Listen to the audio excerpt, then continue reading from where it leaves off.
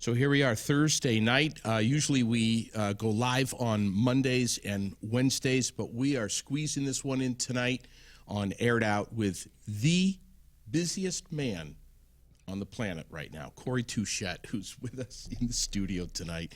Aired Out Live, thanks for coming in, man.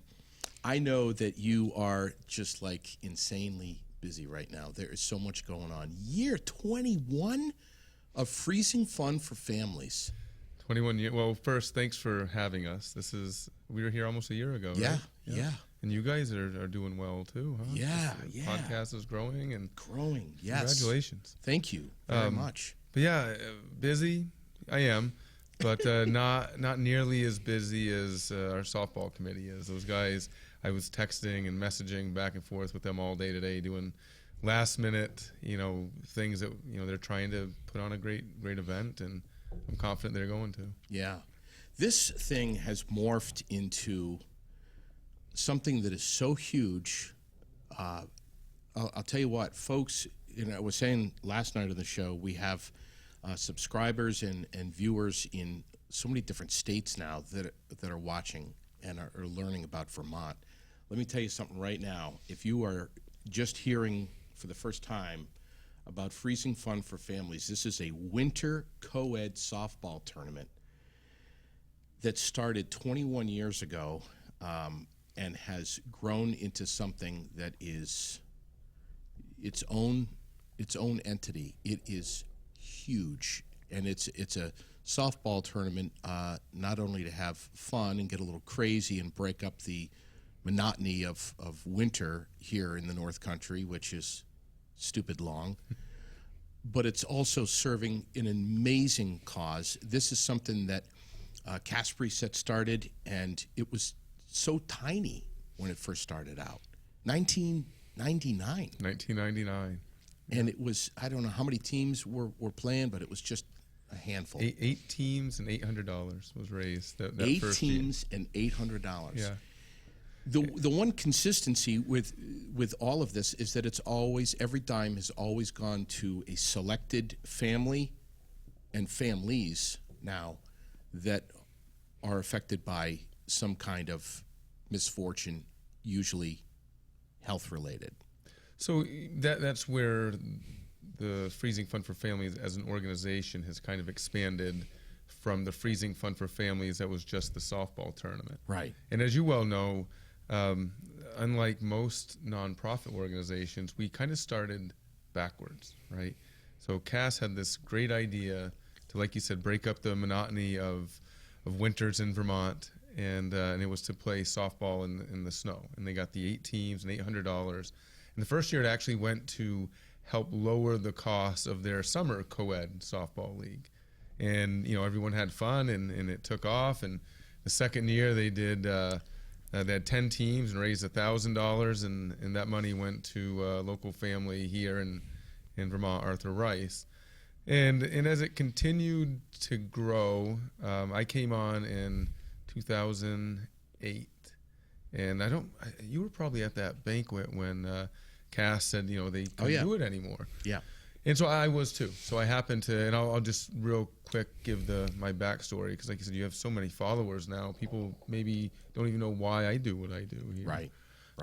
And so I was a player, and I was at that banquet, and Cass and Shelley had said they had done a phenomenal job for their 10th anniversary, their 10th year. Yeah. And they helped to furnish the comfort room at Central Vermont Medical Center. I remember this all like it was yesterday.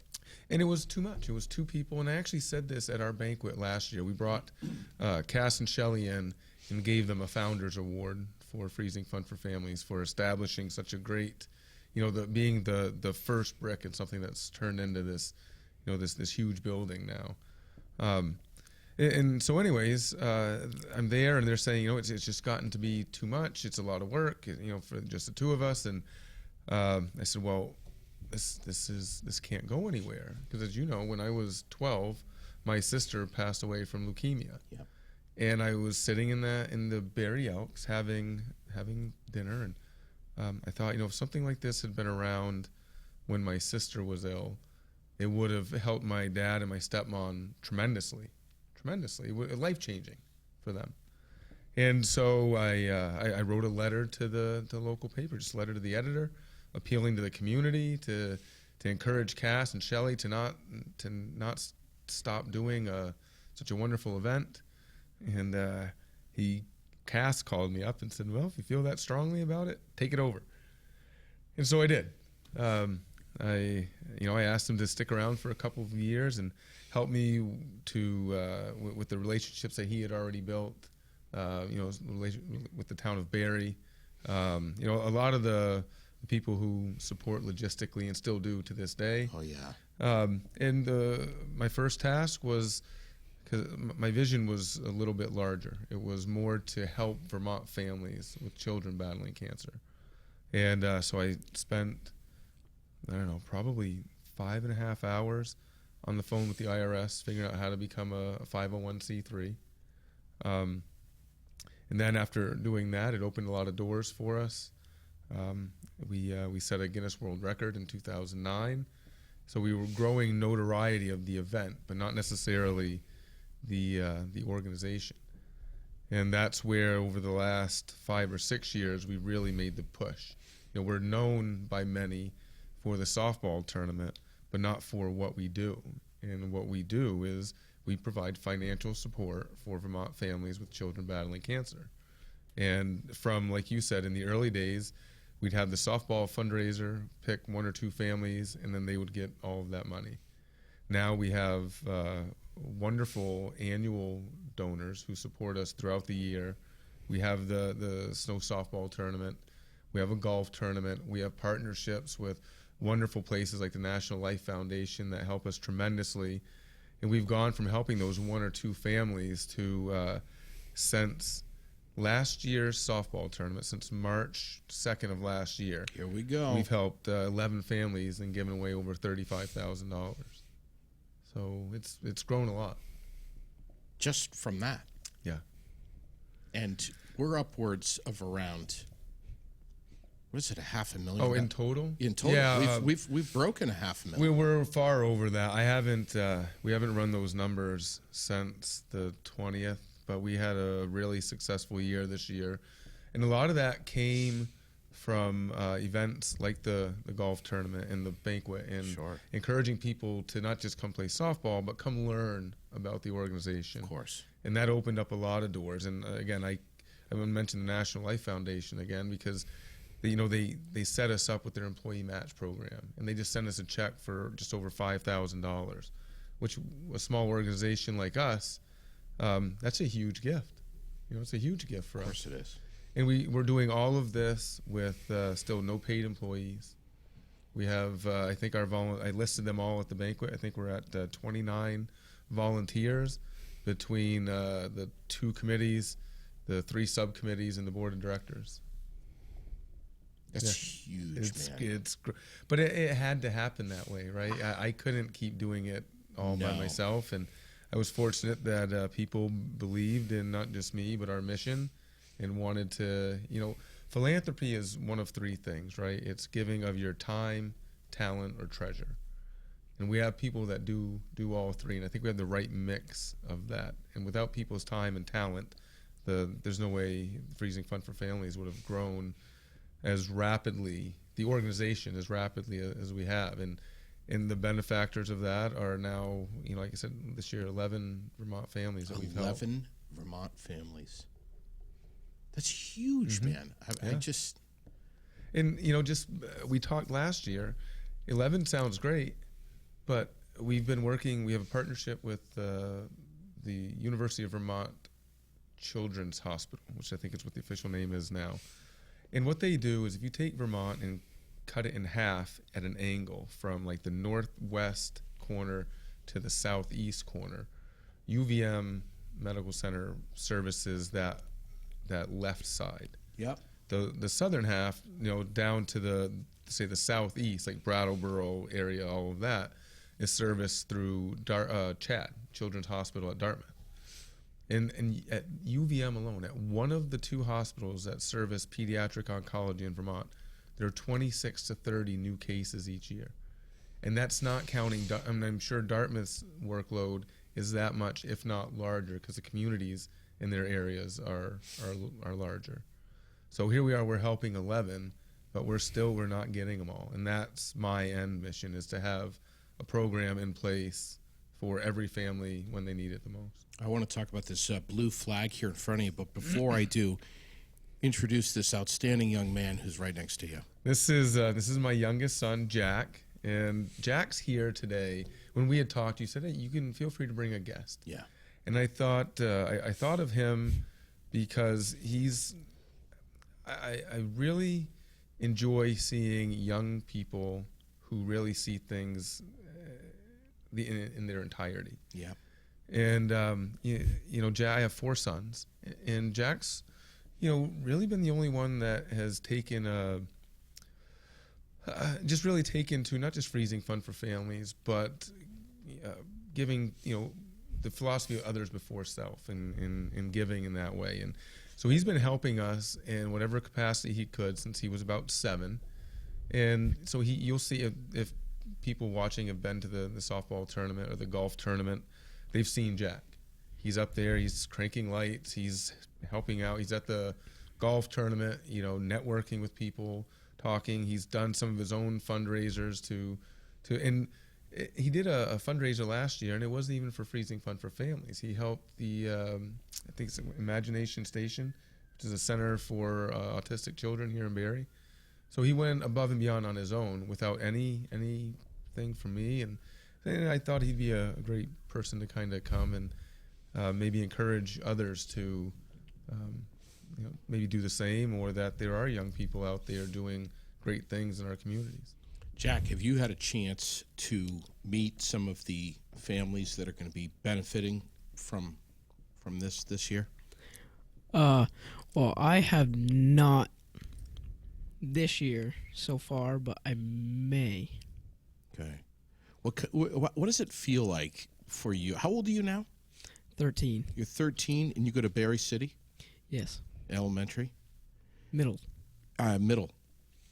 What does it feel like when you meet some of these people that are directly benefiting from your dad's efforts, the community's efforts, but also the stuff that you're getting your own hands dirty for?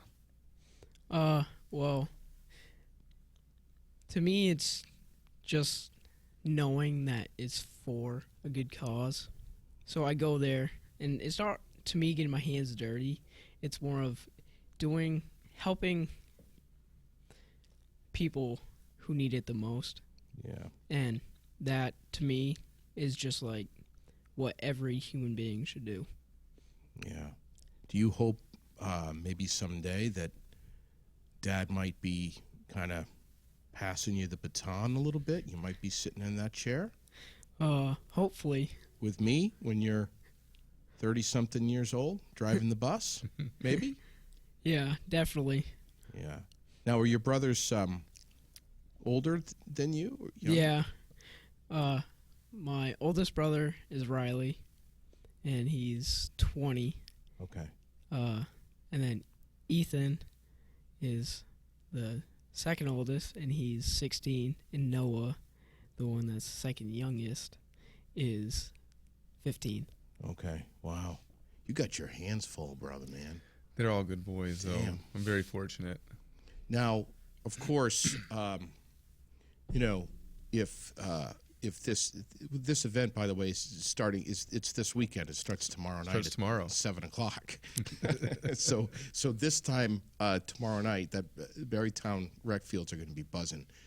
Now, of course, if there's any snow in the air, or if there's a bad snowstorm, it'll be canceled, right? Yeah, it's never canceled. It's never. We've had freezing. 20 years. We've had rain. We've had snow. We've had sun. We've had flooding in the field. Yes. And it happens. Mud. Yeah, it happens.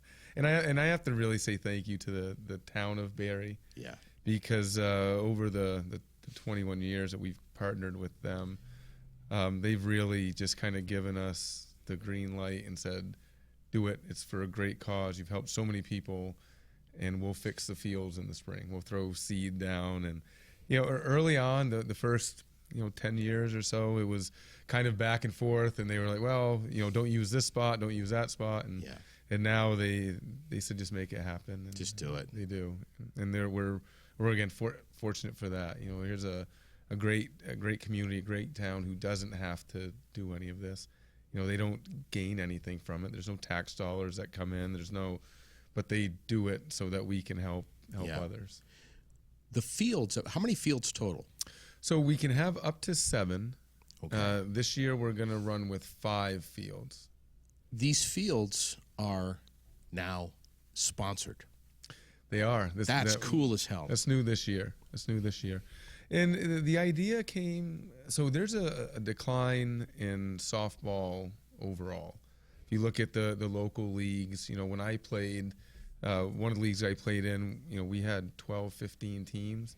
And I think that league, if they don't hit 6 this year, there won't be one. So I just think it's a downtrend, which I'm sure it'll come back. But we wanted to stay ahead of that and not rely on just the teams coming in and helping fund our largest. This is our largest fundraiser.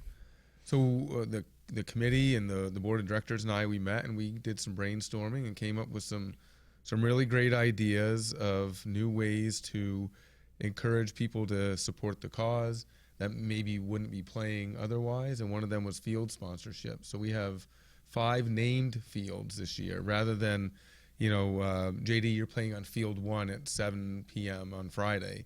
Now it's, JD, you're playing on National Life Group field on Friday.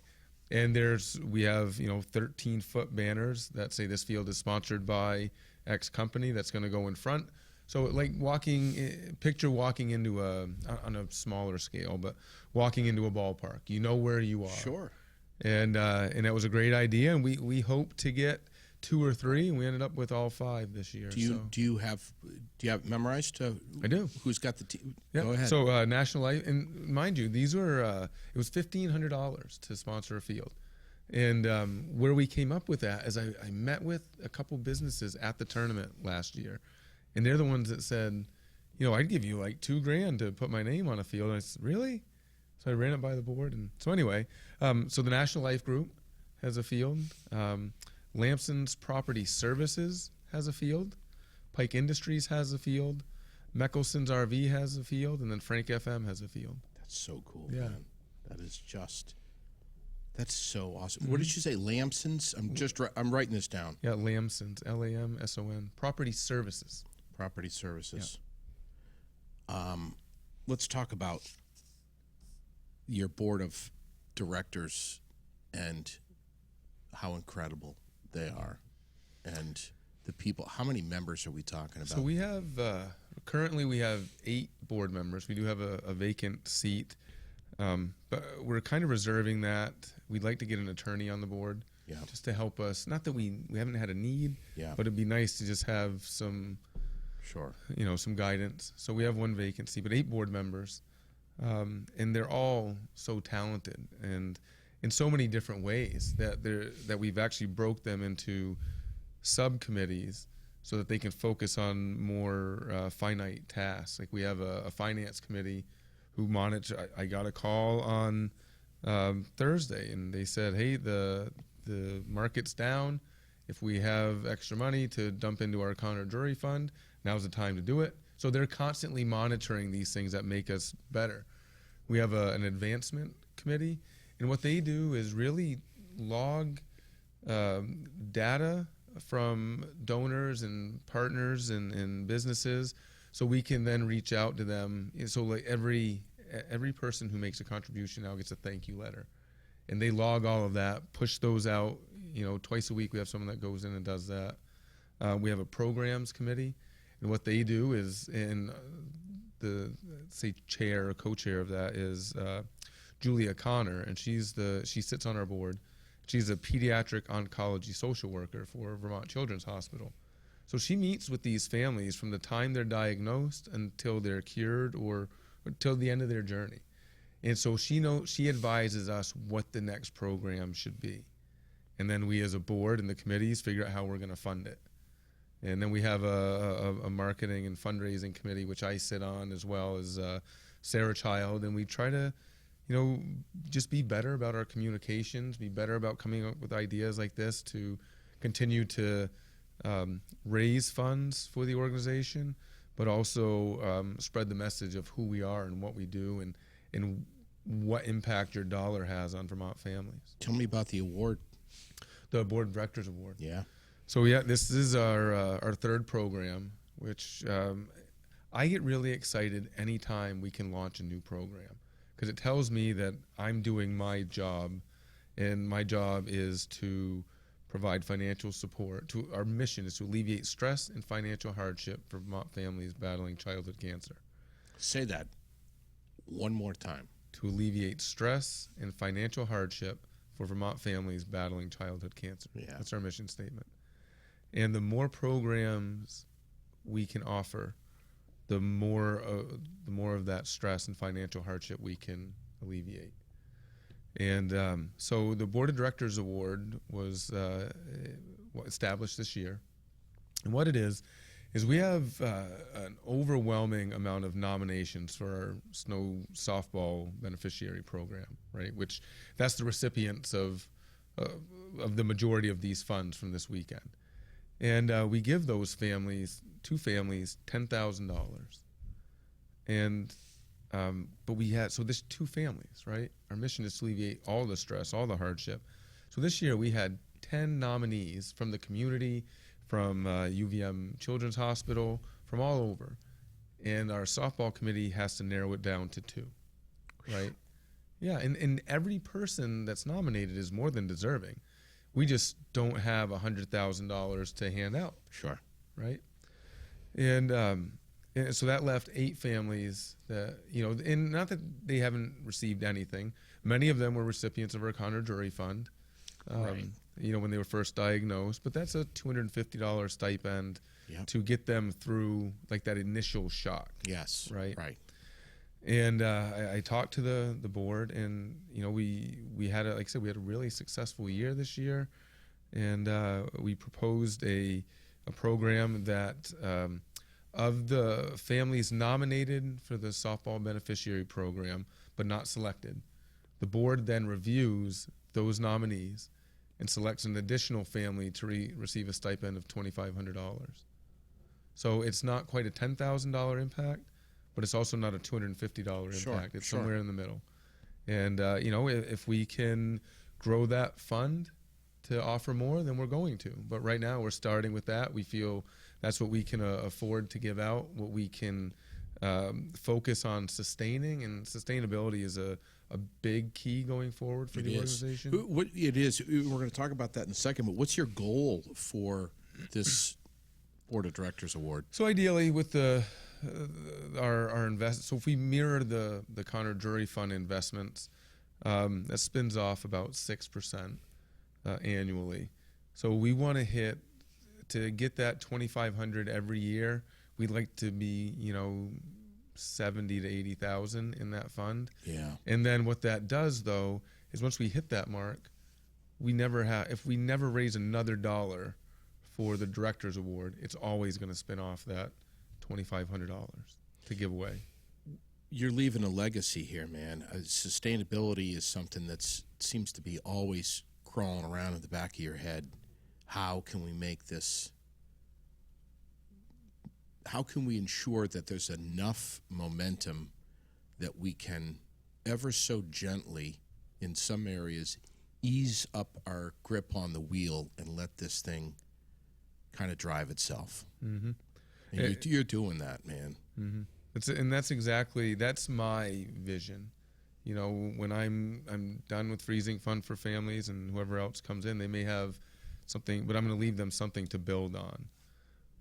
Right? This guy right here, maybe. And that's in thinking about it. If something happens to me tomorrow, what is left there? Exactly. Right? At least everything that we're growing now, we'll just need someone to write the checks and people to nominate the families. Right. It's a pretty simple plan. And like I said, we're doing all of this with no paid people, and I don't see the need in the near future for anyone paid. We're doing really well with who we have, and but well, you're in it to not be paid. Right. You're in it for the greater cause of it. 3 years of the Connor Drury Fund. This is the third year. Who is Connor Drury? Tell us the story about that. So Connor Drury was one of our 2011 recipients of the softball beneficiary program.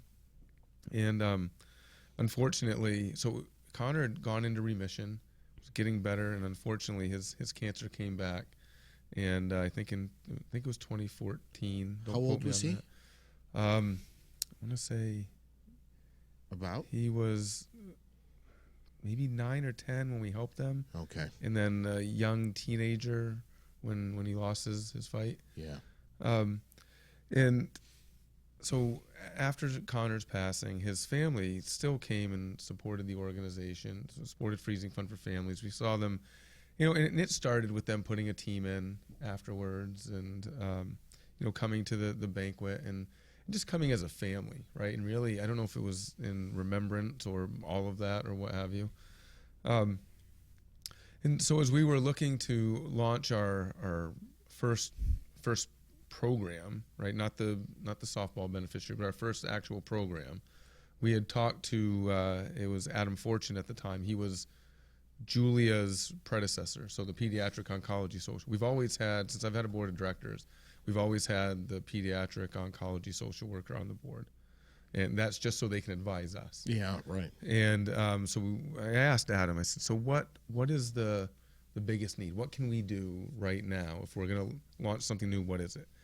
And there was a grant program that was called the Isaac Turnbaugh Grant Program. And what had happened is Isaac was a young boy with cancer, and he had lost his fight with cancer. And Isaac's grandfather had left a pot of money to be doled out in these $250 stipends. But what happened is when I think it was $25,000. When the $25,000 was gone, the program was gone. It was gone. Yeah, it was gone. all of it. And so Adam kind of sent me the structure of it and what it was. And I'll be honest, I kind of shopped around for partners. First people I thought of were previous families that may want to help us do this and do it in remembrance of someone close to them. Sure. And I met with the Drury family, and when I say the Drury family, I met with the entire Drury family, not just mom. I met with mom, grandma, grandpa, Aunt Becky, the whole family. And Where'd you do that? At their house. At their house, yeah. Yeah, and at the grandparents' house, Doug and Kathy. Kathy actually is the one that comes in and does all of our thank you letters and stuff. She's retired and gives back. Oh, man. And so what I did is I said, so here's this program, or what we have an idea for. There's a need for this. Is it something that you guys as a family would be interested in partnering with us to fund? And that partnership, I think, what I proposed was each of us would put in $3,600 a year for each of us put in $1,800 a year, so $3,600 a year into the fund for 5 years to get it going, and with the goal of hitting that like $20,000 mark, so it can start spinning off its own revenue. Yeah. And they took some time. They thought about it. They actually modified it a little bit, and again, they should. They want it to go to not a certain person, but they want the people receiving the award to know why and who Connor is. And I think that's a little bit, I think it's a way for them to have Connor's legacy live on through us and help us help families. And so we had set a goal for 5 years to get that pot up to $20,000, and we actually hit it last year, the $20,000. We 3 years ahead of schedule. And that, again, that's just people, believed in what we do. It was a spot for the funds to go, and then they knew that it would spin off. And now, if we never raise another dime, which we're going to, the Drury family plans to contribute the rest of their lives. We plan to make our contribution as long as we can budget for it, and so that pot's going to continue to grow, and it's going to continuously spin off that money every year that we can then write the checks for to these families. What do we have in the pot now? $27,000. Oh my God. Yeah. Yep. So And that's what like. Gives me goosebumps. I man. know. Matt, this is finally my vision coming to fruition, and it's taken a long time. And again, it's my vision, but it's not my journey. There's so many people that have helped along the way, and I mentioned time, talent, and treasure. We have people giving us all three, and talented people that are helping us just do what we do, not just help us do what we do, but do it better, and it's paying off. And that's kind of our goal for the Board of Directors Award. Yeah. Is this year, if we've already paid one of our softball beneficiaries their money. We haven't even thrown a pitch, and we had the funds to give them their $10,000. I gave it to them in December. Right. So we have another family that we're gonna give their $10,000 on Sunday, and what's left, we're probably gonna put into this Board of Directors Award. What we don't need for operating, which is minimal because we have no paid employees. Sure. The only expense we really have is we rent office space, and that's more of to be IRS compliant, right? So Sure. mail isn't going to someone's house Yeah. or things like that, and it's worth it for us. And Stone and Browning have been great partnering with us to do that and make it more than affordable. So, and they sit on our board. They actually run our golf committee. Mark Browning and Ruben Stone. Oh yeah. Yeah, good guy. He's a great guy. Yeah. Great guy. So that's the plan, and that's going to be my message at the golf tournament this year when I'm talking to them, and as we're reaching out for people to not just participate but support that. We have a goal of 80,000 for the Board of Directors Award, and I'd like to see us hit that in 5 years. What's the golf tournament pulling in? So they grossed just about 10,000 last year. And that was a tournament that lasted just a couple of hours. It was 4 hours. 4 hours. 10 grand. 10 grand. Yeah. Unreal. And again, and here's the value of all the people that are helping, right? So I started the golf tournament, but I had so many irons on the fire, on the flame, that the first year we had like eight foursomes that participated. The second year, and I don't even remember what we raised, like $1,500 or something.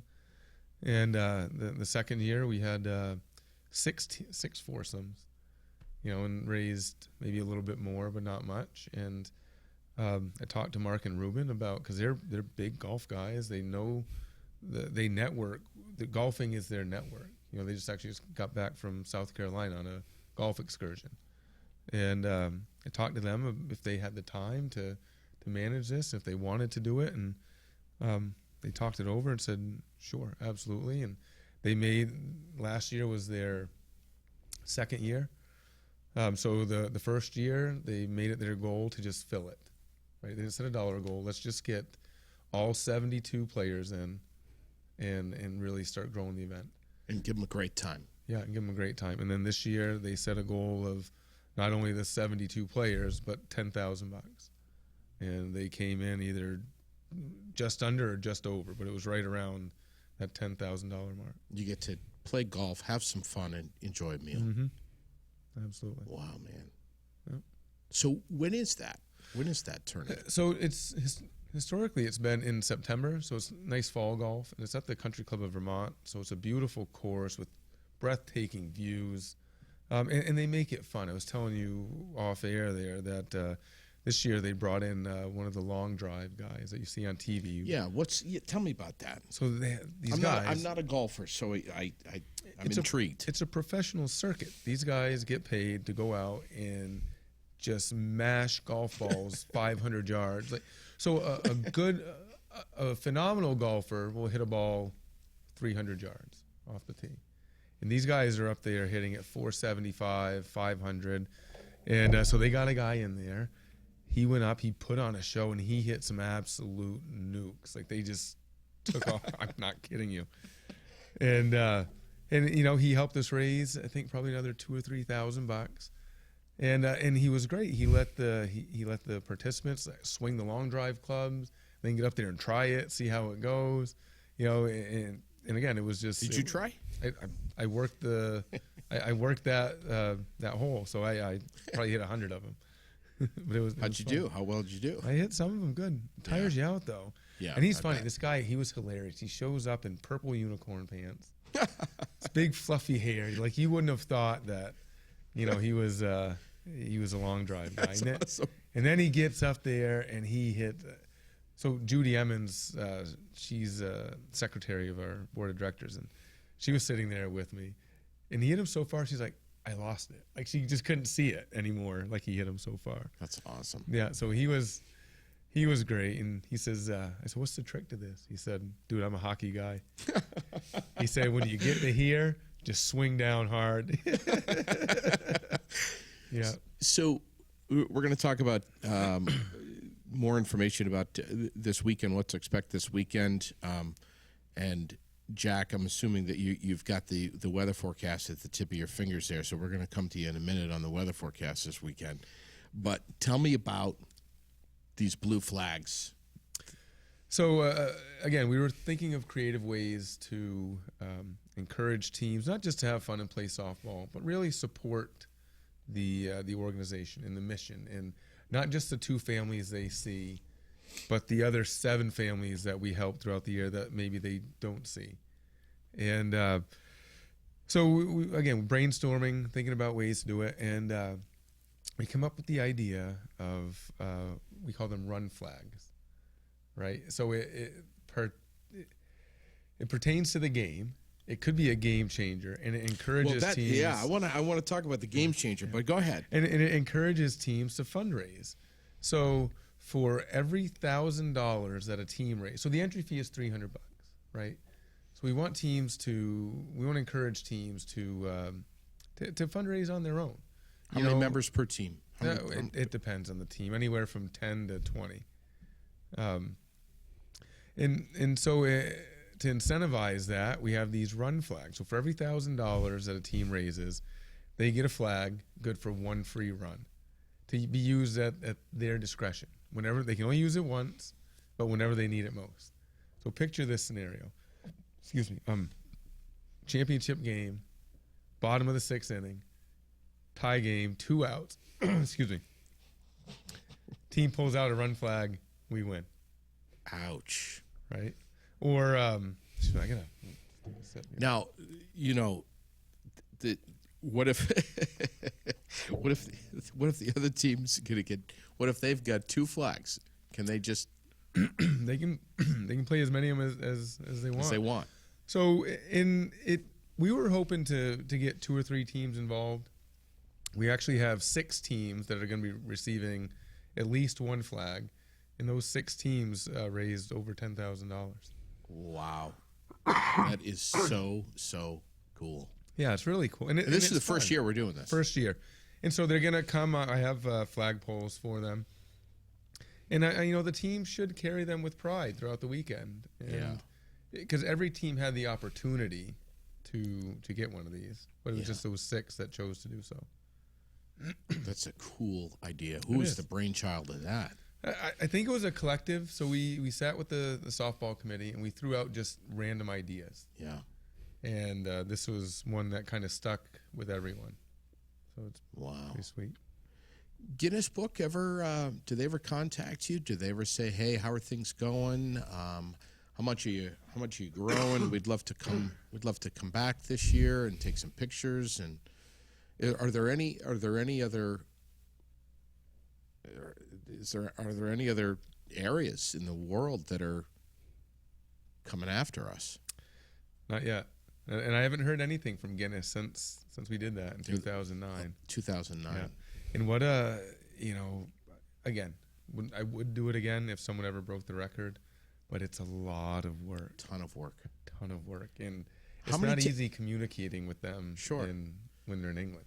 How many teams last year? How many teams there was this year? 48 last year, 38 this year, and the Guinness year was 62.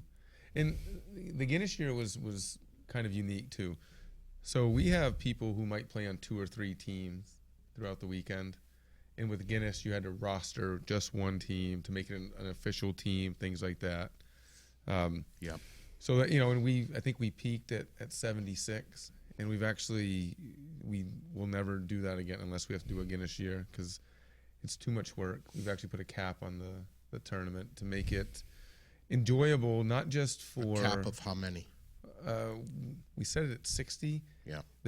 I'd like to see it at about 45, but the committee hasn't let me do that yet. Okay. We're at 38 this year. 38 this year. Okay. Yeah. And that's more so the experience isn't just a better experience for the players, Sure. but our volunteers. I mean, they're there in the cold Busting from Friday night Yeah. until Sunday at noon, Regardless of what Mother Nature's regardless of Mother Nature. And blizzard, you're not in your 20 head. below zero, rain, snow, you name it. They've been there. In it. What's the toughest year that you can remember? Was it a nor'easter? Was it a Jack is making some faces here. Was it a nor'easter? Was it extreme cold? Was it wind? I think for Rain? me the toughest year was about 4 years ago, and that was just once the sun went down, the temperatures dropped. Drop fast. Like it was like 12 or 15 below, and as a volunteer, you're not playing, you're not getting your blood pumping, you're watching or umping or selling clothes. It's draining on you. I think for me the funnest year was. Do you remember the year? I remember which year it was, but we had those 2 back-to-back snowstorms and Valentine's Day Yeah. and then St. Patrick's Day. Yeah. And we had probably we had waist-high snow in the field.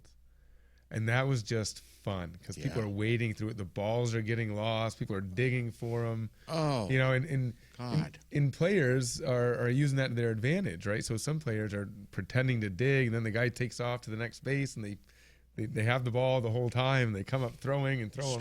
Strategy. And, yeah, so it's fun. You know, Jeez. people have fun when there's a lot of powder. Think of skiing, right? The Yeah. best skiing is when there's fresh powder.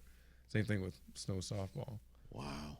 What about you, Jack? What Yeah. do you think your challenging year was? The hardest year?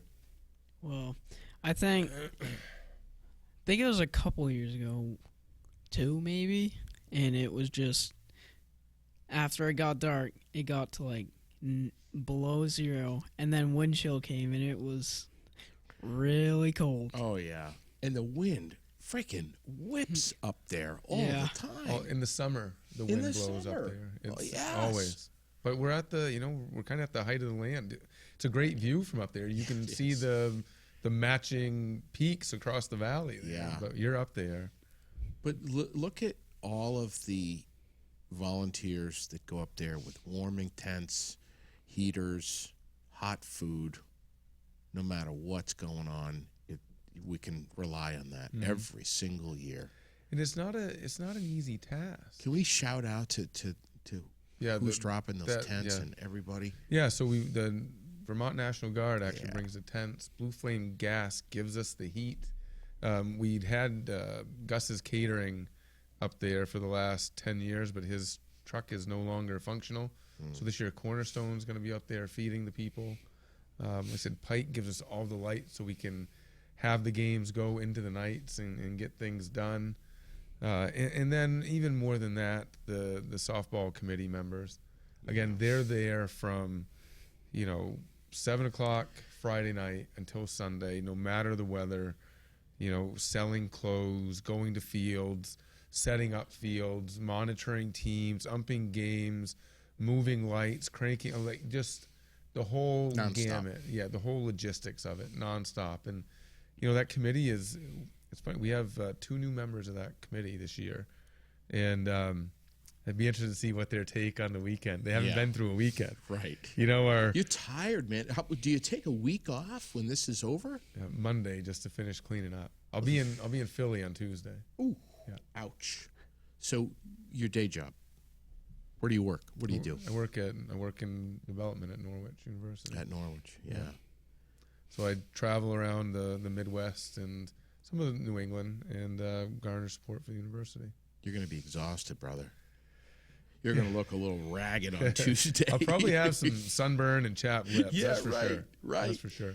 Jack, do you have an idea on the forecast for this weekend? I know I'm putting you on the spot here. Do you have any clue? Well, I checked Monday because I I was looking forward to going up there, but I wasn't really looking forward to the weather. But I saw that Sunday Yeah. it said it was supposed to be 40 degrees and sunny, Beautiful. which pretty happy about that. But it also said Saturday we're supposed to get snow, which is also fun. Yes. Yeah. It makes things. It's nostalgic when Yeah, there's it snow. is. It is. And the players really love it because, well, you've been there, and a lot of it is there's something about the lights. Yeah. Right. Sure. So we have the two fields that the rec field has that are lit by the rec department, Yeah. and then we light two more with like I said, Pike brings in the highway crank lights. Yeah. And, Right. Oh yeah. They bring those in, and we light two more fields. And if you get off the interstate at exit 6, you can see the event from the exit. Easily. And you mix snow in with that, and just like the snow falling by the light, it's nostalgic. It was funny. We had one year, going back in memories, that a fog came in, and it was a mist. Like you could see the water droplets because of the lights. Oh, and yeah. like the teams kind of stopped, and the reflection of the lights in the water droplets actually lit the whole place up like it was daytime. It was. Isn't that amazing? All the reflective.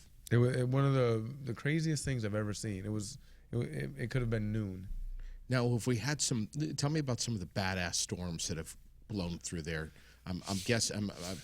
I was up there one year, and the snow was sideways. We've had a few of those years. I think one of the worst was rain. Yeah. And Sunday it just poured. Yeah. And finally, the championship game, the two teams they played, and it was it was a downpour, just a full-on downpour. And the team that had to win twice said, "You know what, guys, you can have it." Really? They played like 3 of the 4 innings. Of course, that team had played 4 other games that day, so they were drenched, Sure. absolutely soaked. And they were like, "No, you can just take it. We're done." Yeah. Tell me more about the fields that are sponsored. These are $1,500. I think you said $1,500. Yeah. And we had we were hoping. Oh, I'll tell you that, and then don't let me forget to tell you the final fundraising incentive we did this year. That's new. So they're $1,500, and like I said, we had hoped to maybe get 2 sponsors. Yeah. 5 was I didn't really see it coming. Yeah. But I think it's a trend in fundraising and philanthropy. No one wants to be the first to do something. Sure. But once they see others are helping, they do. And I have to give props to Sean Lampson and the Lampson Property Services. Yeah. Because last year his niece was one of our beneficiaries, and he's the one that kind of led the idea of the sponsorship. And I said, "Sean, if you're willing to do it, I can ask others to join you, and that's an easier ask for me than say, hey, be the first one." I'm sure you're thinking already about the businesses that are thinking, hey, I want to sponsor it, but all the 5 fields are already taken. But I'd love to get in. Maybe can I co-sponsor a field? We have up to 7 fields. This year, we're not going to need to use all 7. Had we had 7 sponsors, we would have. Right. But just logistically, if we don't need to use them, we're not going to. Yeah. Or if the conditions get poor, we can move them to one of the 2 fields we're not using. Right. So just to kind of help the town out without. Sure. If we really start beating up the grass, Yeah. we'll probably make a move. Yeah. But the other fundraising incentive I was telling you about, we offered a 3rd loss to the team that raises the top fundraising team that raises the most money. And what that means is they can lose their 2. It's a double elimination tournament. So you lose your 2 games, you're out. Well, these guys, if they lose their 2 games, they automatically play the winner of the losers bracket final for a shot at 4th place, or a guaranteed 4th place. And so, like I said, right now the top fundraising team is at about $3,000, maybe a little over. Isn't that something Yeah. else? One team. Do you know who that is? It is. It's team We Freeze Ours. It's Chris Catterat's old team, the softball committee chair. Yes. Yeah, those guys have been our top. Those guys in the Barrytown Fire Department have been our 2 top fundraising teams for the last couple of years. Chris is still with you. He is. Chris is. Well, I was texting him today. He's working out logistics with his team, and not softball team, his team of volunteers. Yeah. And they're ready to go tomorrow at 8:30. I think he said he was like 15 or 16 years old when he first got involved. Yeah, with he's it or been something like been that. involved That's for a long time. crazy. And then, a funny story how we get all this great talent. He it was like 3 or 4 years ago. He was at the tournament playing, and he says to me, Corey, I really want to help. I want to do more. What can I do? And I would get that often. And people get caught up in the nostalgia, right? The helping, like the feeling you get knowing you're helping someone who really needs it, and it lights something inside of you. Sure. And I said, Chris, I said, reach out to me in April. Give it a month. If you still feel that strongly, then I think I've got a spot for you. And April 1, he says, hey, let's meet for lunch and talk. And I was like, okay. And there he is, our committee chair now, running he and the volunteers manage, the whole softball setup. I have little to do with it other than, input like things with the fundraising and stuff like that. And so those guys do a great job. Have we reached the cutoff for registering a team? We have. It was last Saturday. Last Saturday. Yeah. All right, so it's in.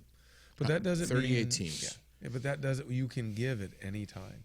And as a 501c3, Of course. your gift is a tax it's tax deductible. Best way to do that, freezingfunforfamilies.com. Mm-hmm. Yeah, and just click on one of the donate buttons for PayPal. Okay. A lot of people we'll get, a handful of people that come up this weekend with actual checks. And I think they do that so they can feel the nostalgia and actually come and hand deliver it. So To who? feel free to do that. To who? Is there a designated tent for that? Yeah, they can go to the tent, or someone will find me or Chris or Okay. or whoever. And especially if they want, if I'll take the Elks for example. Like they'll come up and bring us a check for a couple $100, and they just want to show their community, their Elks community, Sure. that they're doing good work. Sure. The Canadian Club's another one. That's another. I forgot to tell you about that. So the Canadian Club reached out to us in, let's say, this summer, July or so, and said, we want to hear a little bit more about your organization. We're considering you for a Queen of Hearts raffle. And what that is, it's a raffle they do. They draw a card every week, and a portion of the proceeds, a minimum of $1,000 goes to us every time this Queen of Hearts is drawn, or a percentage of the pot. And so I went and I gave them a short presentation about who we are, what we do, what their dollar does, who they're helping, and they agreed to make us the beneficiary of that. And in September, they brought us a check for just over $5,000. Whoa. Yeah, it's amazing. What's on your Facebook page right now? What's the main message at this hour here on Thursday night that you want to be pushing? It's go time. This is basically when your hands kind of have to come off the wheel. Mm-hmm. What's done is done. It's go time. Yeah. So what's the main message you're pushing on your Facebook page? I would encourage people to know that it's not too late to help. If anything we've said here today moves you in any way, then it's not too late. It's never too late. And I would encourage them to come up and experience the atmosphere there and the fair-like atmosphere. And unfortunately, this year, one of our beneficiaries passed away. And so there'll only be one of the kids there on Sunday. But Michael Vose's mom and dad will be there Saturday and Sunday as well. And, what a tragic story that is. I reached out to them in December to tell them that they had been selected, and 2 days later their son passes away. And so I gave them some time to grieve, and and then I was able, like I said, to drive to Brattleboro and bring them their check for $10,000 to help them get through the back bills, the funeral costs, it's never going to bring them back. No. And what was really moving was at the banquet this year, last weekend, they came up, and it was just mom and dad. The grandparents had gone away, gone on vacation or something. And I said, I don't want them to sit by themselves. Who can I put them with that they'd really get along with, and that they'd know, or not know, but would really give them the feeling that, our tagline is "We Are Family." I wanted them to feel that. And so I put them with the family of Jasmine Pay. And Jasmine was one of our beneficiaries in, I think, 2010. And she unfortunately lost her battle with a similar type of cancer that Michael had. And Lisa Vos and Beth Pay hit it off, right? Because they had something in common. And if I accomplished anything that night, it was letting Matt and Lisa Vos know that they're not alone, and that we're here for them. Others, like the Pay family, are here for them in whatever way they need. And she left there. Lisa Vos' last words to me before she left the banquet were, "Corey, I didn't know what to expect when I got here, but I really feel like a part of this family." And I don't think stronger words could be spoken. That's the other thing we're able to offer, or we try to offer our anyone that we help, is that we're here, and whatever we can do, not just financially, because our mission is to alleviate stress and financial hardship.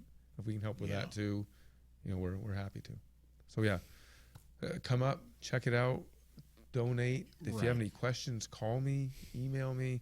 I'm happy to meet and talk with anyone to, if they have something in mind, if they have an idea for a program, if they want to fund a specific program. Do you want to drop your cell or yeah, your I'll give, email? Yeah, I'll give my cell. It's 802-279-3632. And then again, freezingfundforfamilies.com. Any of the contact us links, I'll see them.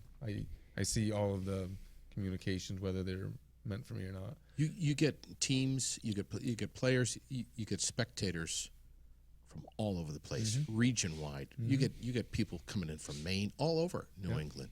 Maine, New Hampshire, Vermont, Massachusetts, New York. Yep. Wow. Yeah, it's fun. Come and see this. Bring your kids, bring your family. Be a spectator, even if it's and grab some food. Grab some While food. you're there, come up there, have lunch up there. Watch a game for an hour. Yeah, grab some tots, watch a game. Right. Buy a t-shirt. Buy a t-shirt. Yeah. Do you ever think, and I know I do, and I've just got one little girl at home, do you as a dad ever say, "Oh my God, look at these families that I speak with, and I hear the heartache, what they're going through. I see everything that they're experiencing, all the raw emotions of it." Do you ever think, "Wow, man, I got 4 kids. What would it be like if it were me?" Yeah, honestly, I tried not to, and I know, because I don't know how these parents do it. Again, my sister passed away when I was 12, right, and that was hard enough, and my dad and my stepmom had to go through those same struggles that the families that we help go through. But as a parent, I don't know. Your kids are a piece of you.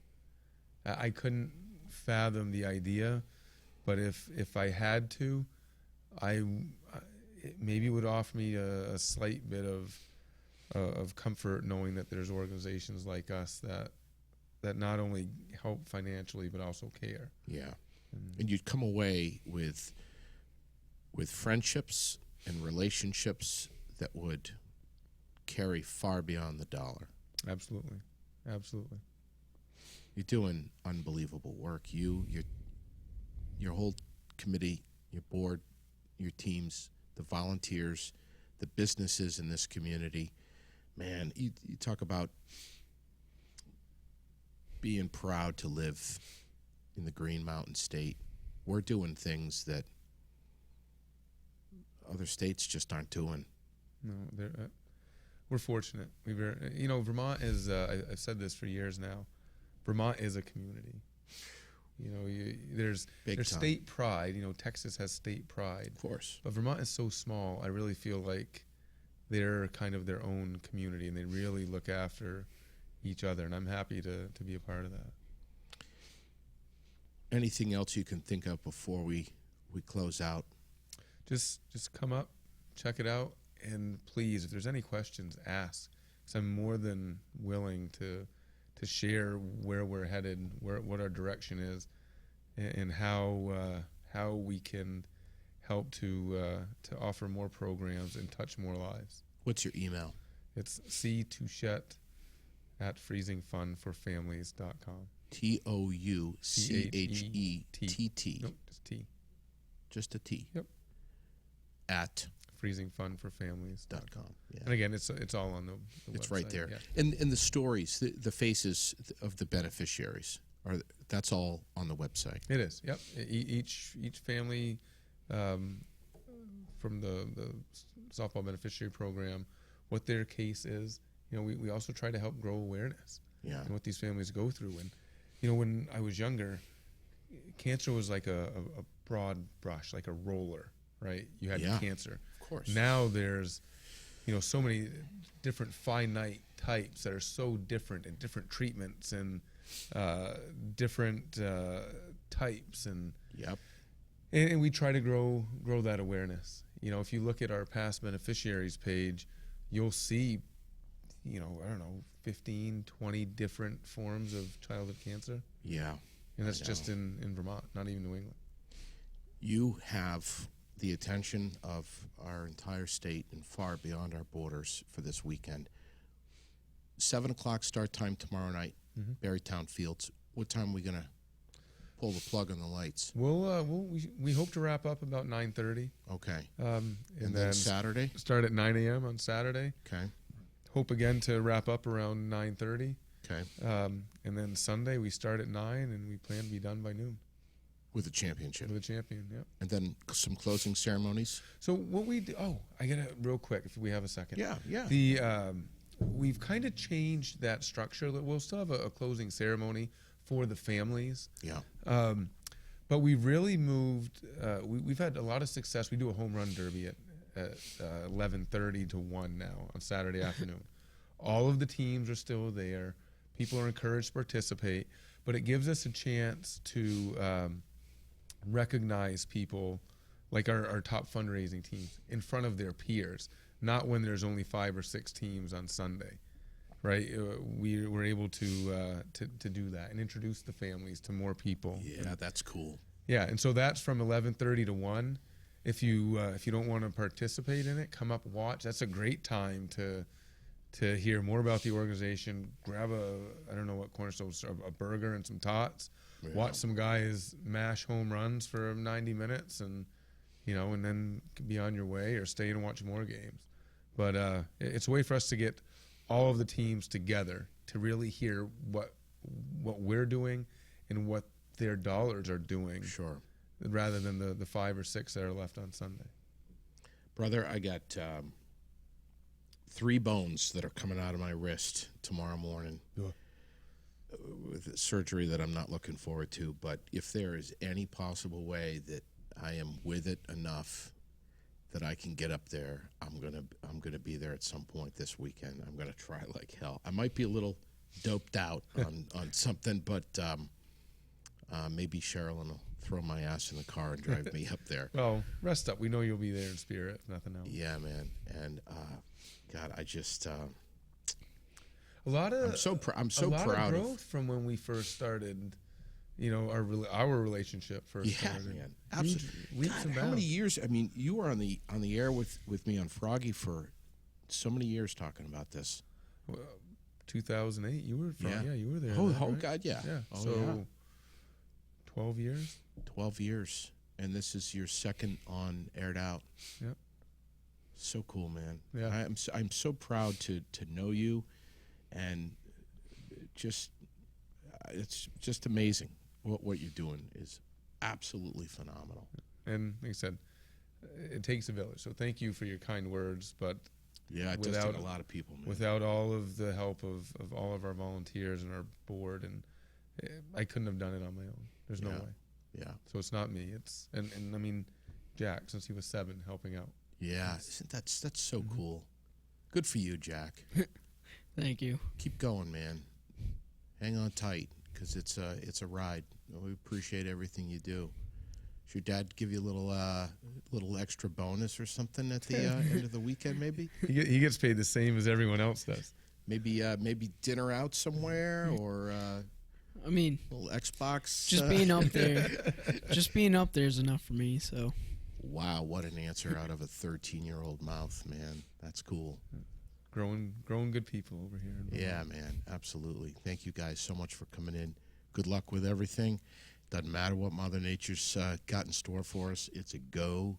Starting at 7 o'clock tomorrow night. Lights will be on. Thank you. Thanks to Aeromed Essentials, by the way, one of our new presenting sponsors. They've got a big weekend coming up. 20% off Friday through Sunday, store-wide 20% off. And that, yes, as you saw me post last night, that does include CBD, which doesn't happen that often. So get to their Hanover store, Berlin Mall, State Street in Montpelier. Aeromed is going to be popping this weekend. It's going to be a great place to go. Get a little CBD to help you feel better after the tournament this weekend. Gauthier's Quality Grounds and Maintenance out of Orange. Jason Gauthier, thank you so much for being a presenting sponsor. His side business, Trash King, his trash removal business, is just cranking right now, doing so well, picking up extra customers, and a very busy man getting geared up for spring and summer landscaping. Thank God it's coming soon.